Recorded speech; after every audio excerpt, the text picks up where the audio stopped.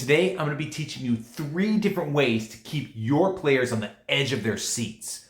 Let's jump in. The first thing that you can do to keep your players on the edge of their seats is to give them choice. Real choice. I'm not talking about like they could go left or right. I'm talking about actual options. And no one ever really talks about this, but I'm going to teach you right now the way to give your players actual choice. Choice is a trade-off. It's this for that.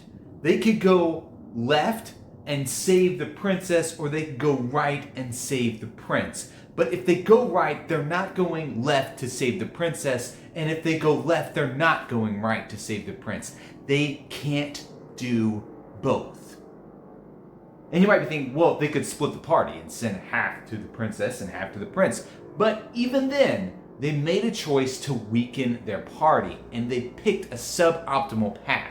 So it is still a choice. You have to have a trade-off, not being all together, or splitting up the group, or going one way or going the other, and sacrificing the other thing to get something else. You sacrifice A to get B, or B to get A. You can't have both.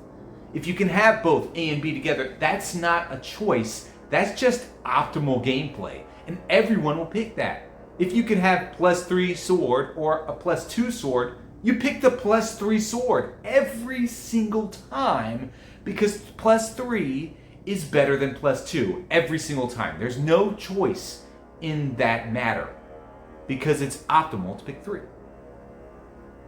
So that's the first thing that you can do, is give your players real choices. And by that, I mean they have to make decisions and trade-offs. They can't get everything.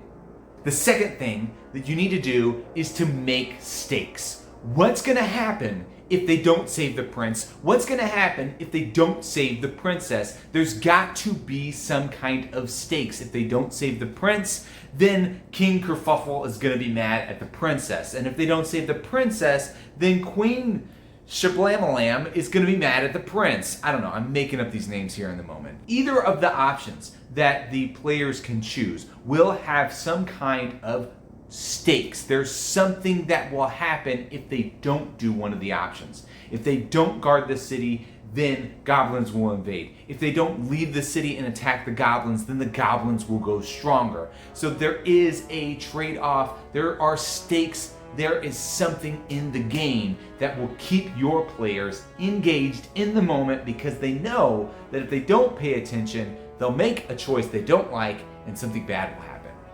Well, it's not all doom and gloom if they have forever. So the third thing that you can do to keep your players on the edge of their seats is to give them time constraints. They don't have forever to do everything they want, because if they have forever, then there's no stakes and there's no choice, because they can do all the things. It just is a matter of how long it takes them to get there.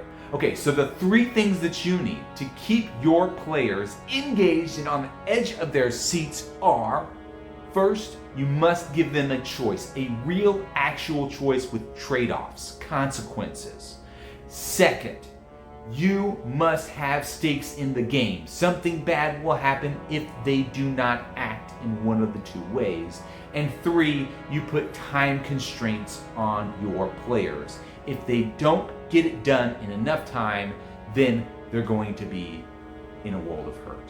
All right, these are all basic principles that you can apply to your game right now. I hope you try them out.